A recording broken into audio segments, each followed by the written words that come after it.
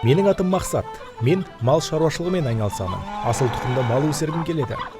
Қаржыны қайдан алсам болады? Іске кірісетін уақыт келді. Агрокредит KZ қосымшасы өте ыңғайлы және бәрі түсінікті. Үйден шықпай-ақ несиеге өтінім беруге болады. Өтінім беру процесі қарапайым. Өтінімдер бөлімін ашамыз. Қажет бағдарламаны таңдаймыз. Форманы толтырамыз да кепілдік туралы ақпаратты енгіземіз. Несие параметрлерін көрсетеміз.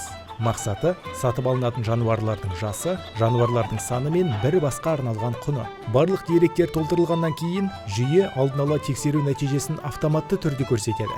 Банкке барудың қажеті жоқ. Барлық өтінімдер онлайн қаралады. Құжаттарға қол қою туралы хабарлама пайда болды ма? Сілтемеге өтіп, биометрия арқылы бәріне қол қоямыз. Төлемдер кестесін, төлемдер, несиелік берешектер туралы анықтама бөлімінен көруге болады.